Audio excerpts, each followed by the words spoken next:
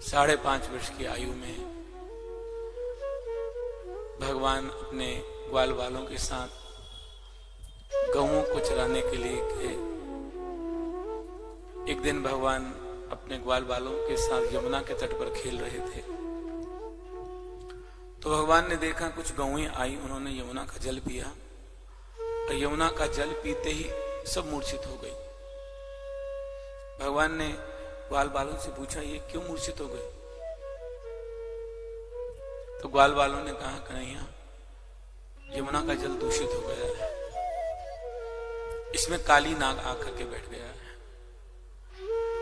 और वो इतना विष है उसके अंदर, जिस विष के कारण सारी यमुना का जल ही प्रदूषित हो गया है। भगवान ने जब ग्वाल बालों की ये बात सुनी तो भगवान ने मन में विचारा कि एक तो हम काले, हा? और दूसरा ये नाग काला, और हम वृंदावन को छोड़कर कहीं जाते नहीं हैं, और 2 काले इकट्ठे वृंदावन में रह नहीं सकते हैं। इसलिए इस काले को ही, इस काली नाग को ही ब्रज छोड़कर जाना पड़ेगा। और भगवान ने मधुमंगल को निमित्त बना करके खेलते खेलते गेंद जो है वो यमुना के जल में गिरा दी, और जैसे यमुना के जल में गिराई तो मधुमंगल रोने लगा कि कन्हैया मुझे मेरी गेंद ला करके दो। भगवान ने कहा, हम अपनी मैया से कहेंगे, मैया बड़ी सुंदर सी एक गेंद बना करके तुझे दे देंगे। लेकिन मधुमंगल ने कहा, नहीं, मुझे वही गेंद चाहिए। और भगवान यमुना के तट पर कदम्ब के वृक्ष पर चढ़े और भगवान ने यमुना के जल में छलांग लगा दी। और जैसे यमुना की तलहटी में भगवान गए तो भगवान ने क्या देखा? काली नाग सो रहा है। नाग पत्नियां नाग की सेवा कर रही हैं। और भगवान को जैसे ही देखा तो भगवान से पूछने लगी, बालक कहां से आया है? तेरा नाम क्या है? तेरे माता पिता का नाम क्या है? क्या घर से लड़कर आया है? तुझे हमारे इस नाग से डर नहीं लगता? देख, हम तुझे समझा रही हैं कि तू यहां से चला जा। अगर हमारा पति जाग गया ना तो तुझे मार डालेगा।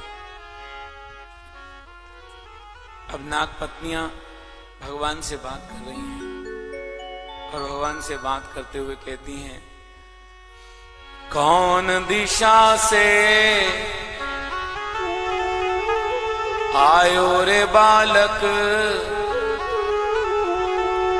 कहा तुम्हारो नाम?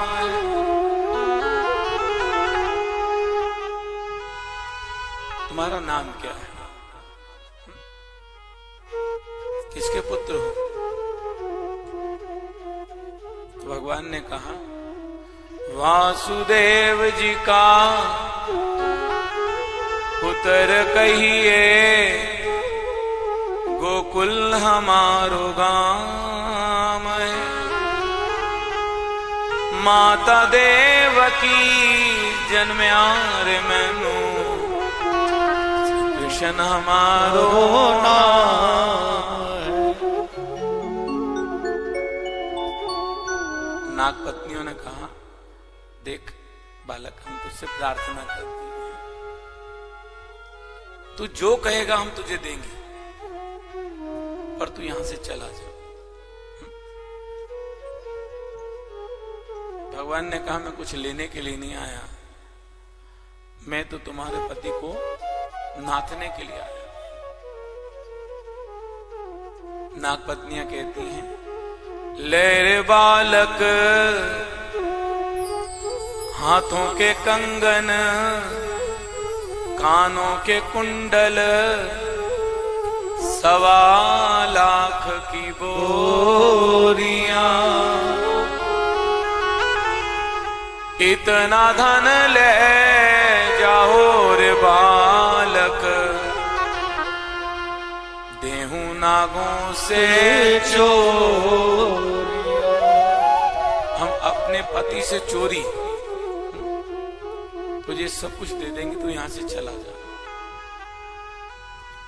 भगवान ने जब सुना तो भगवान कहते हैं, क्या करा तेरे हत्था दे कंगन,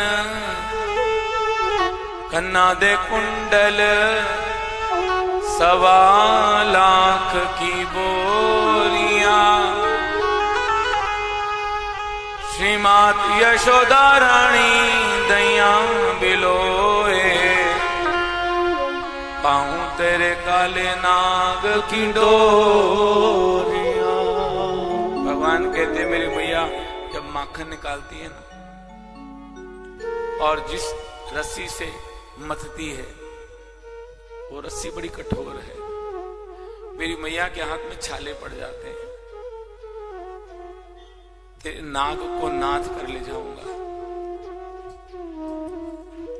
और मथानी के अंदर रस्सी बना दूंगा, ताकि मेरी मां के हाथ में छाले ना पड़े। अब जैसे ही नाग पत्नियों ने सुना तो नाग पत्नियों ने अब काली को जगाना शुरू कर दिया कि पैर चुम्मे भुजा मरोड़ी, नागनी नाग जगाया।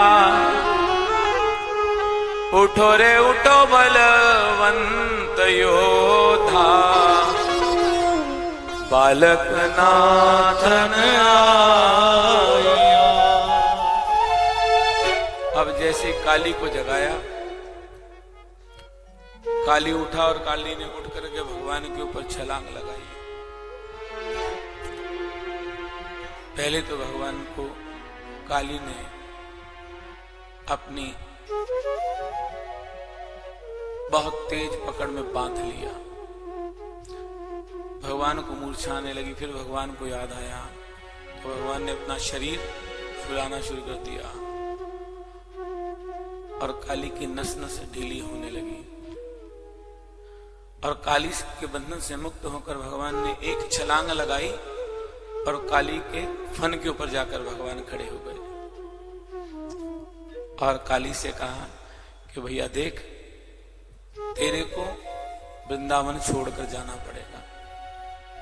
काली ने कहा महाराज, मैं वृंदावन से बाहर जाऊंगा, गरुड़ मुझे मारकर खा जाएगा। गरुड़ के डर के कारण मैं यमुना के जल में आकर बैठा। तो भगवान ने कहा तू चिंता मत कर, अब तेरे सिर के ऊपर मेरे चरणों के चिन्ह है ना, उन चरणों के चिन्हों को देखकर गरुड़ तुझे कुछ भी नहीं कहेगा। नाग पत्नियों ने बड़ी सुंदर यहां प्रार्थना की। नाग पत्नियां कहती हैं कि हे प्रभु, जो आपके चरण कमलों की धूली की शरण ले लेते हैं, वो भक्त स्वर्ग का राज्य, किसी प्रकार की कोई सिद्धि, कोई रिद्धि नहीं चाहते हैं। वो तो केवल आप और आपके चरणों की धूली की चाहना रखते हैं। हे गोविंद, हम आपके चरणों में बार बार प्रणाम करती हैं। यहां तक जो आपके भक्त हैं वो मोक्ष की भी कामना नहीं करते। हम आपके चरणों में बारंबार प्रणाम करती हैं, क्योंकि आपका स्वरूप, आपका ऐश्वर्य सब भक्तों के मन को हरण करने वाला है। काली की पत्नियों ने भगवान के चरणों में प्रार्थना की और भगवान ने काली से कहा तू अब अरुणाचल पर्वत पर चला जा। काली अपनी पत्नियों को लेकर के आज भगवान की आज्ञा से अरुणाचल पर्वत पर चला गया और इधर भगवान आज गोप बालकों के साथ, गोपियों के साथ